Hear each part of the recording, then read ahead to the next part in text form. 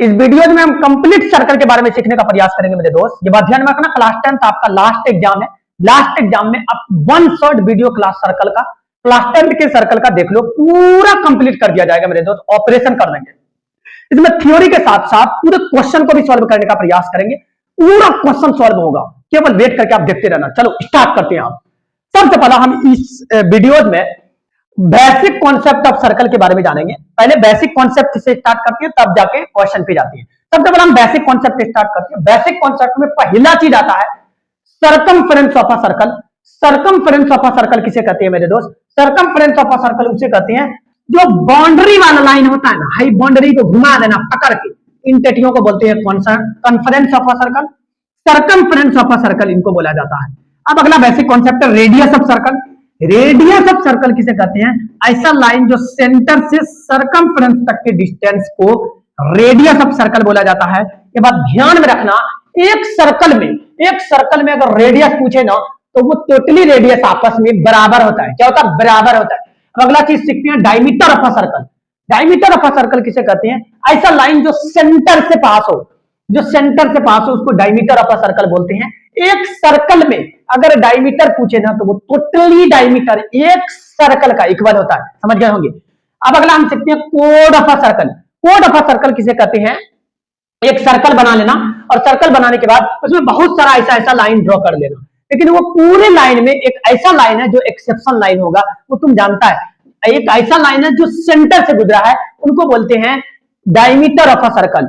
तो ये बात ध्यान में रखना कि डायमीटर कोड हो सकता है, लेकिन कोड डायमीटर नहीं हो सकता है।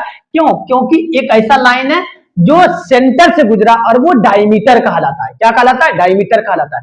कोड ऑफ अ सर्कल से रिलेटेड नोट वाला बात को सीखते हैं। नोट वाला बात जहर है, इनको समझते हैं। नोट वाला बात में सबसे पहला लार्जेस्ट कोड के बारे में पूछे ना, तो इन टटियों का नाम डायमीटर होता है।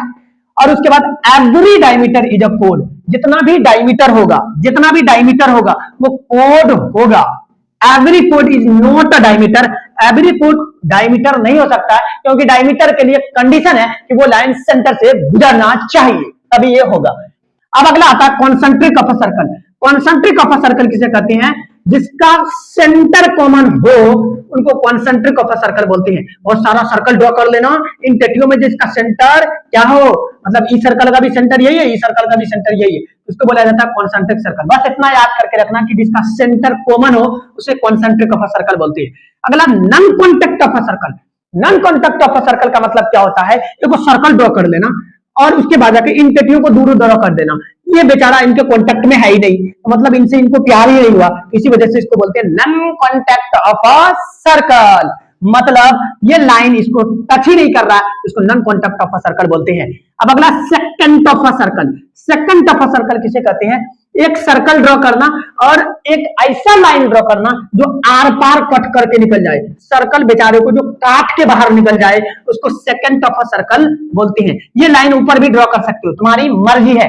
अब अगला सीखते हैं tangent of a circle. Tangent of a circle जहर है मेरे दोस्त, जहर। तो ध्यान में रखना, टेंजेंट ऑफ अ सर्कल में सबसे पहला क्या करना कि पूरे सर्कल ड्रॉ कर लेना। सर्कल ड्रॉ करने के बाद एक पॉइंट लेना, उस पॉइंट का नाम हम ए ले लिए, और उस पॉइंट से एक टेंजेंट ड्रॉ कर लेना। यहां से ये पता लगता है कि सर्कल में जितना भी पॉइंट है ना, सर्कल में जितना पॉइंट होगा उतना टेंजेंट ड्रॉ कर सकते हैं। तो आप खुद दिमाग लगाओ कि ये सर्कल जो है टोटली कितना पॉइंट से मिलकर बना होगा। ये टटिया सर्कल टोटली इनफाइनाइट पॉइंट से मिलकर बना है। इसका मतलब नंबर ऑफ टेंजेंट पूछे एक सर्कल में, नंबर ऑफ टेंजेंट अगर एक सर्कल में पूछे, तो वो इनफाइनाइट ड्रॉ कर सकते हैं। कितना? इनफाइनाइट।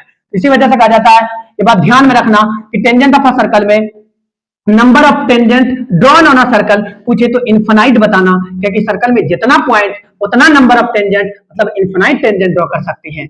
अब याद रखना कि जो पॉइंट, अब एक टेंजेंट ड्रॉ कर लिया, टेंजेंट ड्रॉ करने के बाद एक पॉइंट ए माने, ये ए पॉइंट का स्पेशल नाम होता है। उन बेचारों का नाम क्या होता है मेरे दोस्त? उन बेचारों का नाम होता है पॉइंट ऑफ कॉन्टैक्ट।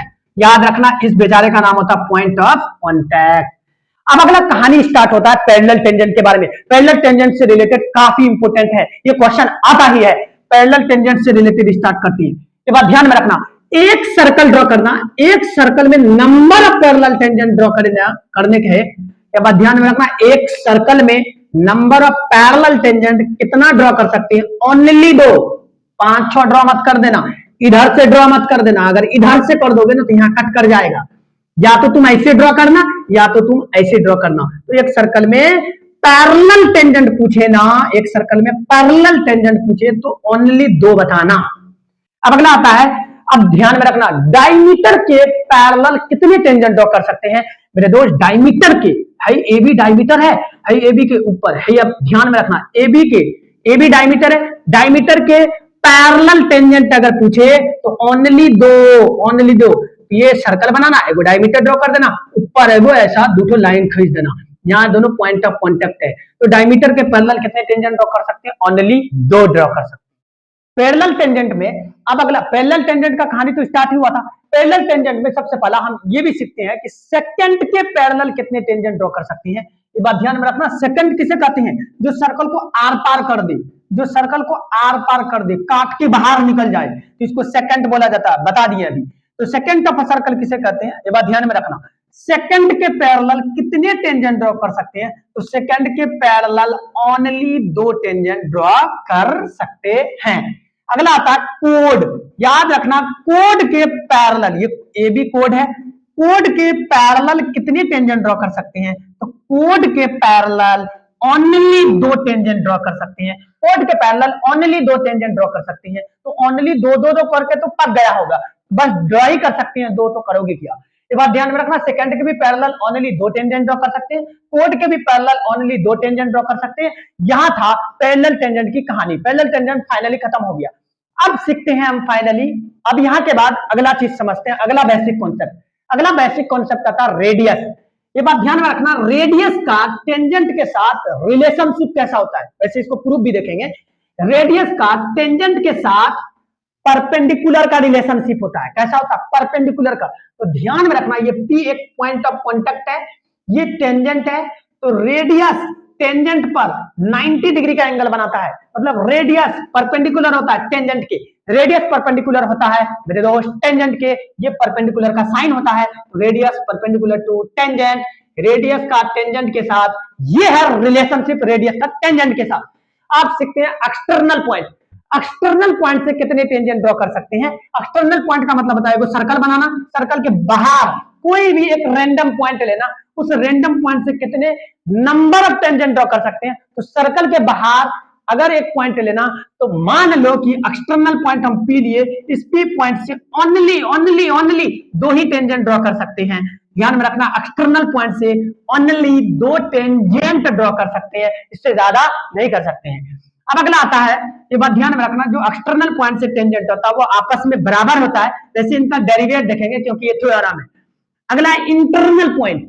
सर्कल के अंदर अगर एक पॉइंट ले लिए तो कहेगा कि सर्कल के अंदर एक पॉइंट से कितने टेंजेंट ड्रॉ कर सकते हैं। ये पगला बनाने के लिए दिया, कोई भी टेंजेंट ड्रॉ नहीं कर सकते। दिमाग लगाओ कि अगर हम यहां से कोई भी पॉइंट का कांटेक्ट होना ऐसे होना चाहिए, पॉइंट से अटैच होना चाहिए, ऐसे ड्रॉ करेंगे तो ऐसा कोई टेंजेंट है, ऐसे ड्राएंगे कोई टेंजेंट ना, ऐसे करेंगे कोई टेंजेंट ना, ऐसे ड्रॉ किए कोई टेंजेंट ना।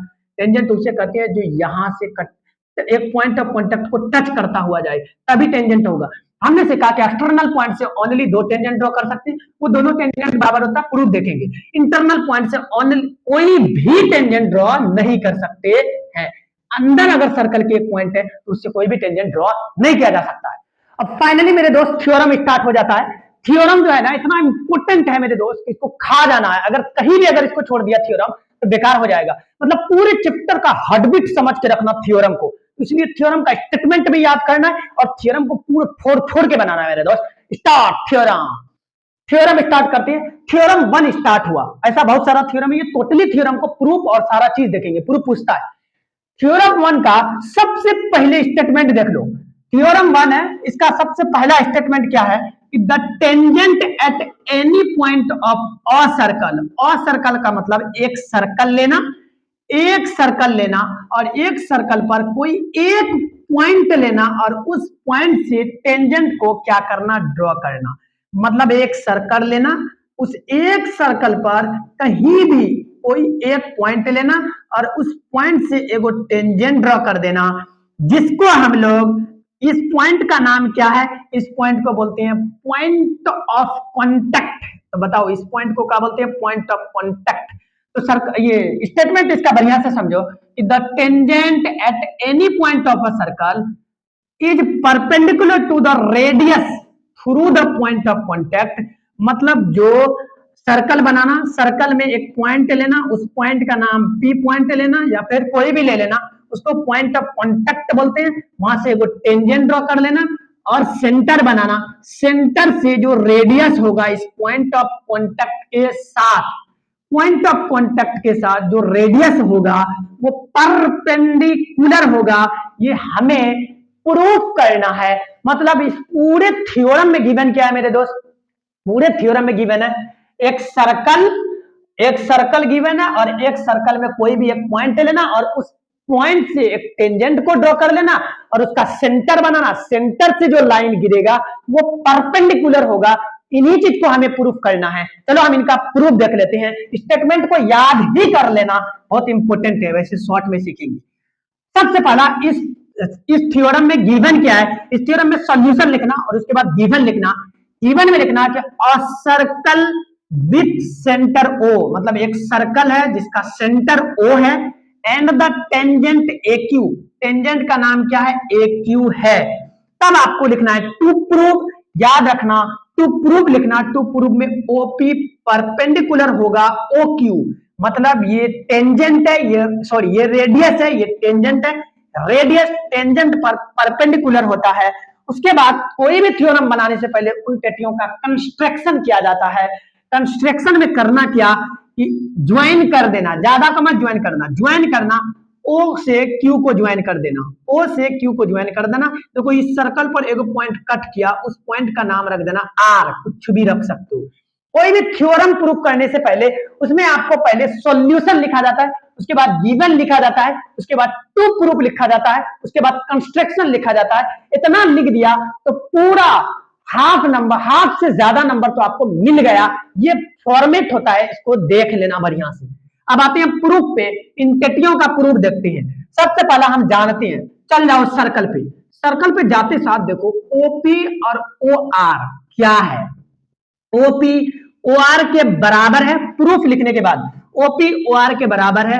ये रेडियस ऑफ सर्कल है, क्या है रेडियाई ऑफ अ सर्कल। ये बात ध्यान में रखना, एक सर्कल का टोटली रेडियस आपस में इक्वल होता है। जब एक से अधिक रेडियस होता है तो उसको रेडी बोलते हैं, रेडी। ध्यान में रखना रेडियाई, तो ये केयर करके रखना।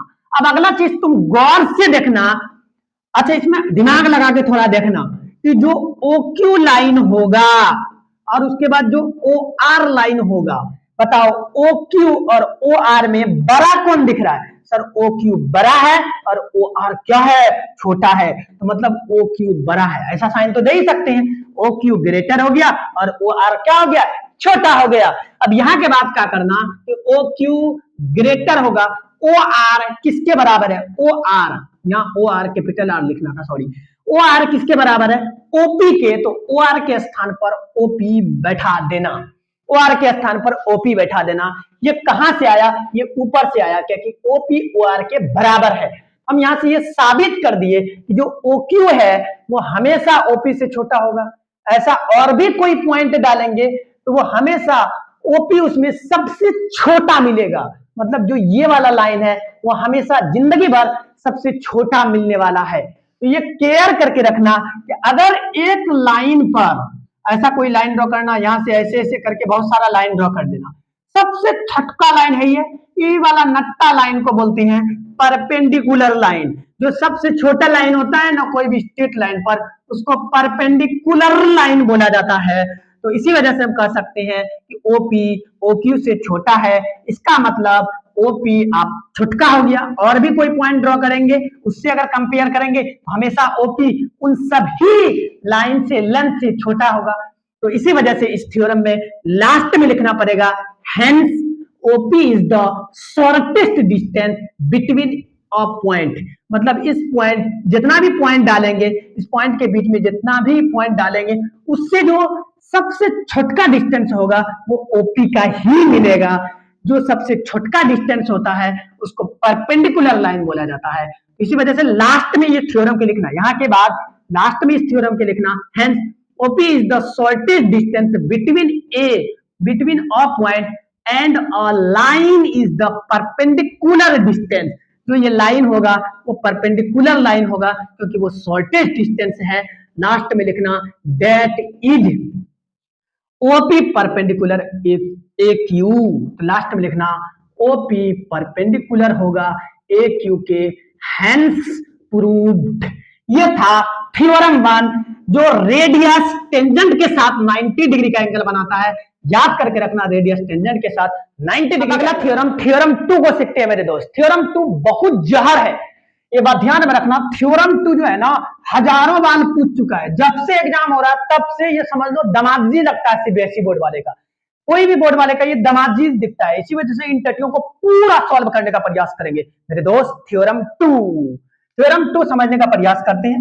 इनमें सबसे पहला इसका स्टेटमेंट क्या है, स्टेटमेंट को बड़ी डिटेल याद करना है क्योंकि क्वेश्चन में अप्लाई होगा। ये फार्मूला है। स्टेटमेंट देखो, the length of tangents drawn from an external point. इस चीज को पकड़ो, ई टेटिया को पकड़ो, मतलब एक्सटर्नल पॉइंट से, एक एक्सटर्नल पॉइंट से जो टेंजेंट ड्रॉ होगा। हम अभी आपको थ्योरी में बताए कि एक एक्सटर्नल पॉइंट यहाँ क्या है, यहाँ एक्सटर्नल पॉइंट P है। इस P पॉइंट से दो ही टेंजेंट ड्रॉ कर सकते हैं क्योंकि एक्सटर्नल है, थ्योरी में बता दिए। तो एक्सटर्नल पॉइंट से दो टेंजेंट ड्रॉ कर सकते हैं। एक्सटर्नल पॉइंट जो टेंजेंट ड्रॉ होगा एक सर्कल का, और सर्कल लिखा हुआ है, वो क्या होगा, ये टिटिया इक्वल होगा। तो मतलब एक्सटर्नल पॉइंट से, थ्योरम को समझना, एक सर्कल है, एक सर्कल में कोई भी एक एक्सटर्नल पॉइंट लेना, एक्सटर्नल पॉइंट से जो टेंजेंट ड्रॉ होगा ये दोनों टेंजेंट आपस में इक्वल होगा। ये हमें प्रूव करना है। मतलब इसमें गिवन क्या है, गिवन है एगो सर्कल और एगो सर्कल और दूगो एगो सर्कल और एक एक्सटर्नल पॉइंट। एक्सटर्नल पॉइंट जो टेंजेंट बना ये दिया हुआ है और हमें प्रूव करना ये दोनों टेंजेंट इक्वल होगा। कैसे प्रूव करके देखते हैं मेरे दोस्त, इसको अच्छे से समझना। कोई भी थ्योरम को प्रूव करने से पहले उसका फॉर्मेट आना चाहिए। फॉर्मेट जो है ना जड़ होता है। फॉर्मेट देखो कैसे लिखेंगे, सबसे पहला सॉल्यूशन लिखेंगे, सॉल्यूशन के बाद गिवन लिखेंगे। गिवन में क्या है, जितना डाटा गिवन है बोलो मेरे साथ, a circle with centre O, मतलब एक सर्कल है जिसका सेंटर ओ है, एंड द टेंजेंट, टेंजेंट क्या तो है एपी और बीपी, तो इन टटिया का नाम लिख दो, a circle with centre O and the tangent AP and BP.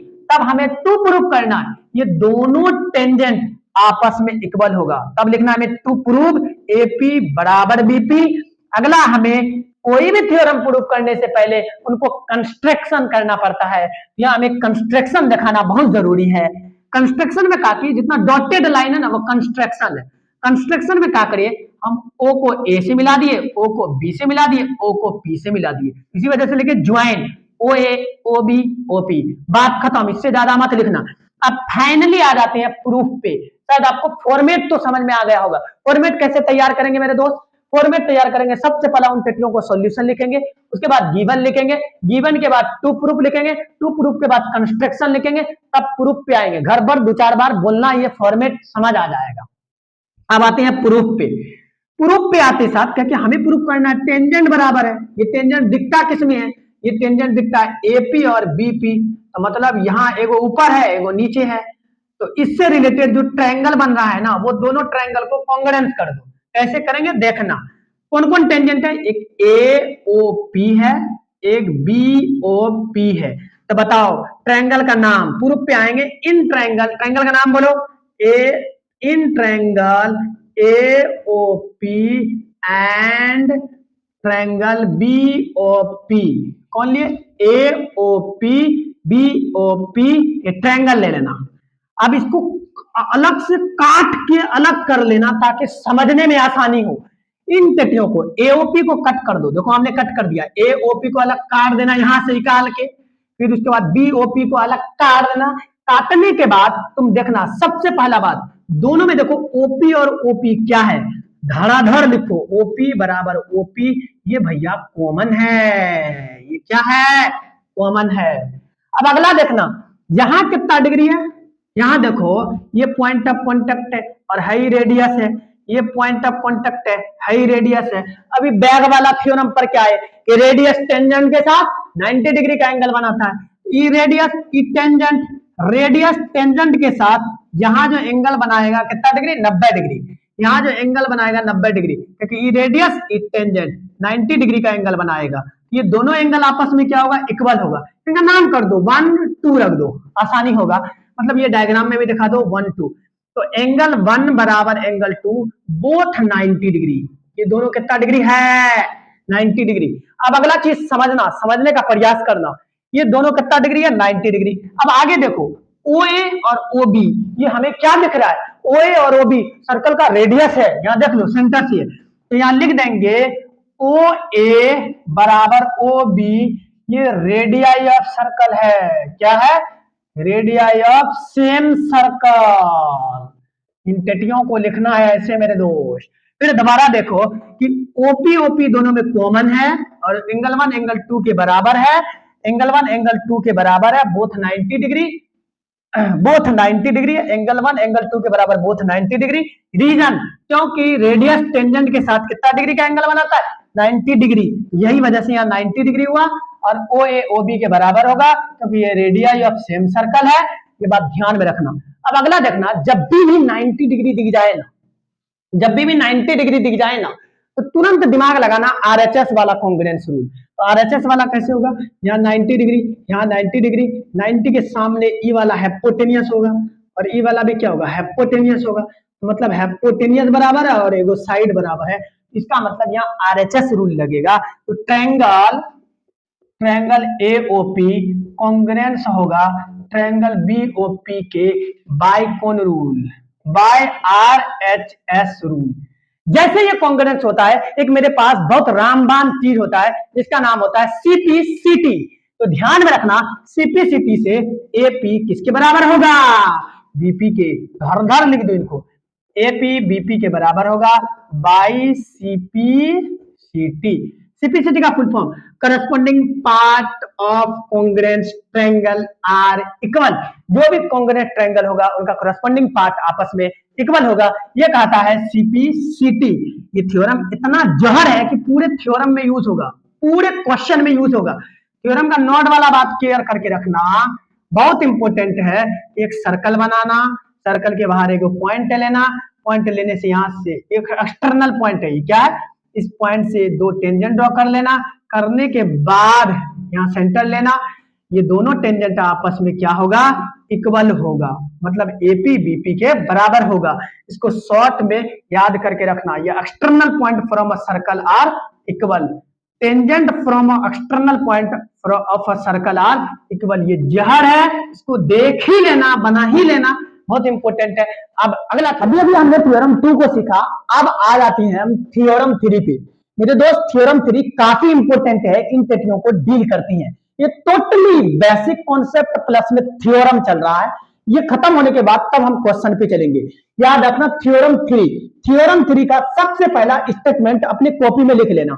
इनका पहले हम स्टेटमेंट जानेंगे, फिर उसके बाद क्या क्या नीड है उनसे रिलेटेड बातचीत करेंगे। फाइनली स्टार्ट करते हैं। स्टेटमेंट क्या है, if two tangent are drawn from an external point then, क्या कह रहा है कि एक एक्सटर्नल पॉइंट से दो टेंजेंट को ड्रॉ करेंगे।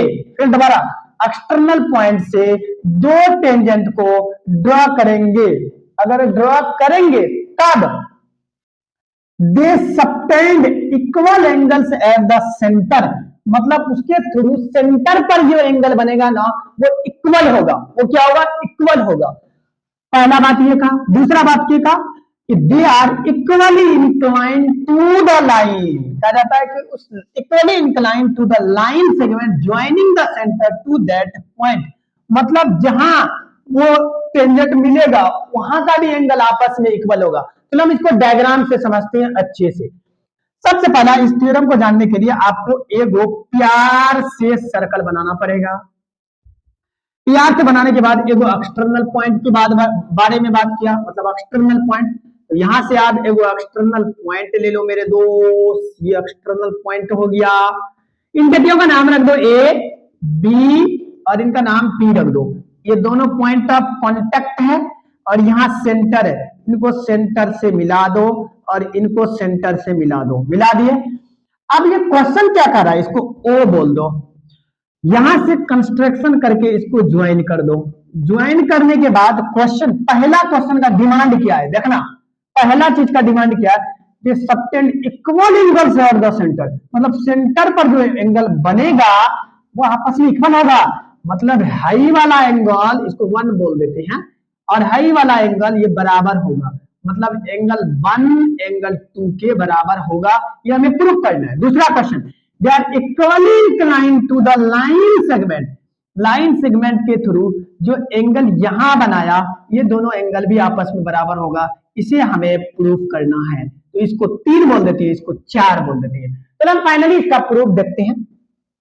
तो पहले आप लिखोगे सॉल्यूशन, कोई भी थ्योरम लिखने से पहले इसका सॉल्यूशन करना, सॉल्यूशन करने के बाद लिखना a circle with centre O, का लिखना a circle with centre O and the tangent and the tangent का नाम बोलो, एपी बीपी, ये टेंजेंट है, ई पेटिया एपी एंड बीपी, भैया ये टेंजेंट है। एपी और बीपी इसमें क्या है, टेंजेंट है। A circle with centre O and the tangent AP and BP. अब फाइनली ये गिवन था, ये क्या था, गिवन था। अब हमें अगला चीज लिखना है टू प्रूव, याद रखना टू प्रूव। टू प्रूव में क्या लिखना, 2 डिमांड है, पहला का एंगल 1 एंगल 2 के बराबर होगा, पहला बात एंगल 1 एंगल 2 के बराबर, पहला डिमांड है ये एंगल 1 सेंटर पर एंगल जो बना। दूसरा डिमांड क्या है, एंगल 3 एंगल 4 के बराबर होगा, एंगल 3 एंगल 4 के बराबर होगा। कोई भी थ्योरम प्रूव करने से पहले आपको भैया कंस्ट्रक्शन लिखना पड़ेगा। कंस्ट्रक्शन में क्या लिखोगे, ज्वाइन, क्या लिखोगे, ज्वाइन ओ बी और ओपी, इन पेटियों को ज्वाइन कर देना। हमने क्या लिखा, टू प्रूफ लिखा, एंगल 1 एंगल 2 के बराबर, पहला डिमांड पूरा। दूसरा डिमांड में कहा है कि जो यहाँ एंगल बनेगा ये आपस में इक्वल होगा, एंगल 3 एंगल 4 के बराबर। कंस्ट्रक्शन किए, join O A O B OP, हमने ये कंस्ट्रक्शन कर दिया। अब आते हैं फाइनली प्रूफ, 2-3 मिनट लगेगा प्रूफ करने में। फाइनली प्रूफ पे आते हैं। प्रूफ करने से पहले दो ट्रायंगल बन रहा है, क्या ट्रायंगल बन रहा है, 2 ट्रायंगल। अब ट्रायंगल का नाम बोलो, ए ओ पी, दूसरा बी ओ पी, धराधर लो in triangle A O P and triangle B O P, ले लिया। अब लेने के बाद इसमें देखो क्या क्या चीज इक्वल है, एपी बीपी के बराबर होगा। अभी बैक पर क्या आया, external point from a tangent are equal, मतलब एपी बीपी के बराबर होगा, एपी बीपी के बराबर होगा, क्योंकि एक्सटर्नल पॉइंट से जो टेंजेंट ड्रॉ होगा वो आपस में इक्वल होगा। क्या लिखेंगे, ई external point from a circle, external point from a tangent are equal, external point from a tangent are equal, ये लिख दिया। अगला डिमांड ओपी ओपी दोनों में कॉमन है, यहीं से देखो ना, ओपी ओपी क्या है, कॉमन है, ये पी है, ओपी ओपी क्या है, कॉमन है। दूसरा देखो ओ ए ओ बी के बराबर है, radius of circle, O A O B के बराबर है, ओ ए ओ बी के बराबर है radii of circle, radii of same circle, भैया ये लिख दिया। अभी ट्रायंगल को कॉन्ग्रुएंस कर दो, triangle AOP congruence to triangle BOP, तो कौन रूल से कॉन्ग्रुएंस हुआ, ट्रिपल एस से कॉन्ग्रुएंस हुआ, तो बाई एस एस रूल से कॉन्ग्रुएंस हो गया। अब जैसे ये कॉन्ग्रुएंस हो गया, बाई सीपीसीटी से पहला डिमांड को हम पूरा करेंगे, एंगल 1 एंगल 2 के बराबर बाई सीपीसीटी, सीपीसीटी का मतलब corresponding part of congruence triangle. अब दूसरा डिमांड लिख देंगे अपने मर्जी से, यहां का भी एंगल इक्वल होगा, एंगल 3 एंगल 4 के बराबर बाई सीपीसीटी से, हैंस प्रूव्ड। अगले थ्योरम 4, अब थ्योरम 4 को सीखते हैं मेरे दोस्त। थ्योरम 3 तक सीख गए थे, थ्योरम 4 को सीखते हैं, डिटेल थ्योरम सीखने का प्रयास करेंगे। थ्योरम 4 क्या कहना चाहता है, इन टेटियों का पहले स्टेटमेंट देखोगे मेरे दोस्त। स्टेटमेंट क्या है, इसको बहुत डिटेल याद करना। स्टेटमेंट देखो, prove that any two concentric circle, concentric circle आया, कॉन्सेंट्रिक सर्कल उसे कहते हैं, ऐसा सर्कल जिसका सेंटर कॉमन हो उसे कॉन्सेंट्रिक सर्कल कहते हैं। The code of the larger circle, बताओ इसमें लार्जर सर्कल कौन दिख रहा है भैया, C1, C1 को हम लार्जर सर्कल मान लिए। अगला क्या कर रहा है, विच टचेस द स्मॉलर सर्कल, मतलब जो लार्जर सर्कल का कोड है ना, लार्जर सर्कल का जो कोड है वो स्मॉलर सर्कल के को क्या करता है, टच करता है, जिसको हम, वो स्मॉलर सर्कल को क्या करता है, टच करता है। ये बात ध्यान में रखना, स्मॉलर सर्कल को ये टच करता है। तो अगर ये स्मॉलर सर्कल को टच कर रहा है तो तुम पढ़ के आया कि किसी सर्कल के जो पॉइंट को टच करता हुआ निकले उसको क्या बोलते हैं, टेंजेंट बोलते हैं। तो इसका मतलब लार्जर सर्कल का ए बी कोड हुआ और स्मॉलर सर्कल का ए बी टेंजेंट हुआ। वैसे लिख दिए गिवन में, is bisected at the point of contact, मतलब जहां टच कर रहा है, टच कहां किया, पी पर, जिसको पॉइंट ऑफ कॉन्टेक्ट बोलेंगे C2 के लिए, तो पी पर टच किया तो यहां जो होगा वो उसको क्या करेगा, बाइसेक्ट करेगा। बाइसेक्ट का मतलब ये पूरा AB है ना, AB को बाइसेक्ट करेगा ये P पॉइंट। कैसे, मतलब AP BP के बराबर होगा, ये हमें शो करना है क्योंकि बाइसेक्टेड लिखा हुआ है मेरे दोस्त पॉइंट ऑफ कॉन्टेक्ट के साथ। यही है ना पॉइंट ऑफ कॉन्टेक्ट रे, बढ़िया से देखो भाई। तो हमने क्या किया, सबसे पहला सोल्यूशन पर आएंगे, अब इनका हम सोल्यूशन करेंगे। सोल्यूशन करने से पहले हम क्या करेंगे, बड़का वाला सर्कल को C1 बोले, छुटका वाला सर्कल को C2 बोले, और जो बड़का वाला सर्कल का AB है वो कोड है और छुटका वाला सर्कल का AB क्या है, टेंजेंट है। अब यहाँ के बाद हम समझते हैं, सबसे पहले इसमें लिखेंगे गिवन। गिवन में क्या है, C1 मतलब लार्जर सर्कल, लार्जर सर्कल में AB क्या है, कोड है। C2 मतलब स्मॉलर सर्कल, C2 किसको माने, स्मॉलर सर्कल को, तो C2 स्मॉलर सर्कल जिसका AB क्या होगा, टेंजेंट होगा। क्या कि टेंजेंट होगा, देख सकते हो यहाँ। अब इसमें सबसे इंपॉर्टेंट होता है टू प्रूफ। टू प्रूफ में क्या लिखोगे, AP BP के बराबर, मतलब AP BP के बराबर, क्योंकि बाइसेक्टेड लिखा हुआ है। हर एक थ्योरम को प्रूव करने से पहले इसको कंस्ट्रक्शन किया जाता है, या कंस्ट्रक्शन करना ज्वाइन OA OB OP, मतलब OA OB OP को हमने ज्वाइन कर दिया। फाइनली आप इसका प्रूफ देखते हैं मेरे दोस्त, इन ट्रायंगल। अब यहां से देखो कि दो ट्रायंगल बन रहा है, AOP BOP, ये दोनों ट्रायंगल ले लेना। लेने के बाद देखो गौर से, OA OB ये बराबर है जो कि रेडियस है C1 का, मतलब लार्जर सर्कल का OA OB रेडियस होगा।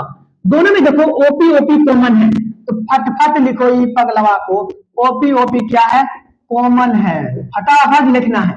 अगला देखो, अगला गौर से देखना, यहाँ देखो P पॉइंट ऑफ कॉन्टेक्ट है, ये टेंजेंट है, और ये छठका OP रेडियस है।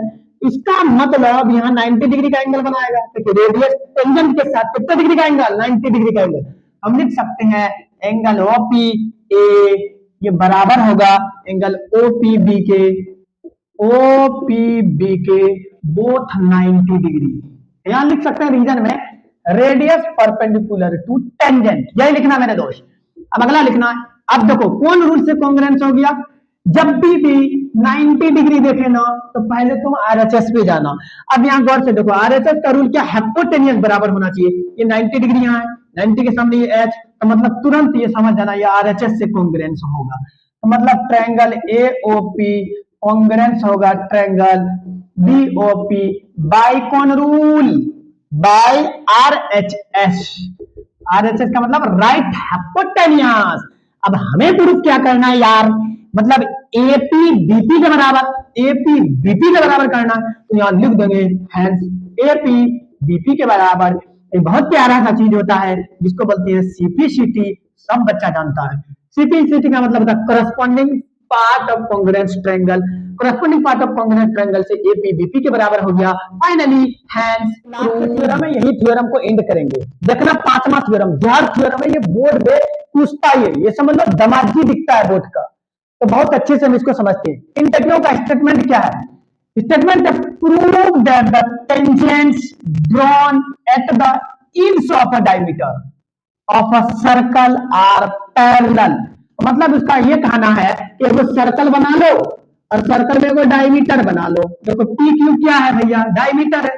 कहता ये पी क्यू डायमीटर के दोनों, पी क्यू जो डायमीटर है ना उसके इंड्स पर आपको टेंजेंट ड्रॉ कर लेना है। मतलब एगो सर्कल बनाना है और सर्कल के मतलब जो एगो सर्कल बनाना है और सर्कल में एगो डायमीटर ड्रॉ कर लेना। करने के बाद इसके दोनों इंड पर एगो टेंजेंट ड्रॉ करना, एक यहाँ टेंजेंट एक यहाँ टेंजेंट। तब क्वेश्चन कर रहा है कि वो दोनों इंड पर जो टेंजेंट होगा क्या वो आपस में पैरेलल होगा।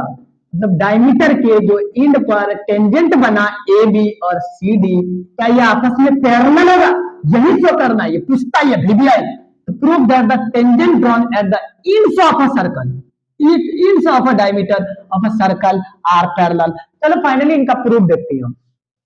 सबसे पहला सॉल्यूशन लिखना, सॉल्यूशन में लिखना a circle with centre O and the tangent AB and CD, AB and CD ये टेंजेंट है। तो प्रूफ पे आना, प्रूफ हमें करना AB पैरेलल होगा CD के, AB पैरेलल होगा CD के, भैया ये हमें प्रूफ करना है। अब आते हैं हम फाइनली प्रूफ पे, कहां आते हैं, प्रूफ पे आते हैं। चलो प्रूफ करके देखते हैं। देखना प्रूफ कैसे करेंगे। करना का इस वाला एंगल को 1 बोल दो और यहाँ अल्टरनेट मानना, इसको 1 इसको 2। अगर इधर मानना तो इधर वाले को इधर वाले को, कोई एक को मान लेना, आसानी होगा इससे। प्रूफ पर आ जाना, प्रूफ पर आते साथ देखो एंगल 1 बराबर 90 डिग्री। आप कितना का खोपड़ी घूम गया होगा, अरे अभी अभी थ्योरम करा यार कि ये देखो O से P रेडियस है और ये टेंजेंट है, रेडियस टेंजेंट के साथ 90 डिग्री का एंगल बनाता है। तो इसी वजह से लिखा मैंने रेडियस परपेंडिकुलर टू टेंजेंट। इसी प्रकार देखो एंगल 2, यहाँ भी OQ रेडियस है, ये टेंजेंट है, तो मतलब एंगल 2 बराबर 90 डिग्री। क्या ये भी तो तुम जानता है, ये भी रेडियस परपेंडिकुलर टू टेंजेंट। इसको इक्वेशन 1 मान लेना, इसको इक्वेशन 2 मान लेना। अब दोनों में देखो फ्रॉम 1 और 2 से क्या निकाल सकते हो, from equation 1 and equation 2। Equation 1 और इक्वेशन 2 से क्या बता सकते हो, इक्वेशन 1 और 2 में दोनों का RHS सेम है। अगर दोनों का RHS सेम है उसका मतलब LHS भी सेम होता है। किसी भी इक्वेशन का अगर RHS सेम तो LHS इक्वल, LHS सेम तो RHS इक्वल। तो 90 90 सेम है तो मतलब एंगल 1 किसके बराबर हो जाएगा भैया, एंगल 1 एंगल 2 के बराबर हो जाएगा। तो गौर से देखो एंगल 1 और एंगल 2 ये जो है ना अल्टरनेट इंटीरियर एंगल दिख रहा है, क्योंकि देखो जेड बनाया, क्या बनाया, जेड। एंगल 1 और एंगल 2 ये अल्टरनेट इंटीरियर एंगल है। तो अल्टरनेट इंटीरियर एंगल कौन लाइन पर इक्वल होता है, alternate interior angle only parallel line पे इक्वल होता है। तो इसी वजह से कह सकते हैं कि these are alternate interior angle are equal. लिख दो these are alternate interior angles are equal, alternate interior angles are equal, then AB parallel CD, ये समझ आ गया होगा क्योंकि alternate interior angle parallel line पे पॉसिबल है, इक्वल। तो ये AB parallel CD hence proved.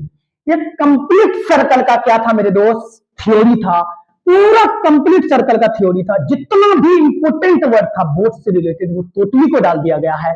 ये जितना भी डाला गया टोटली का भैया स्टेटमेंट लिखना और लिखने के बाद टोटली को कॉपी में इकट्ठा करना, इकट्ठा करके थोड़ा इस पे वर्क करना, तब हम अगले लेक्चर में इसका टोटली क्वेश्चन को डाल देंगे। फाइनली इस क्वेश्चन को डाल दिया जाएगा सर्कल का, एकदम पूरा हॉट क्वेश्चन जानेंगे। Thank you.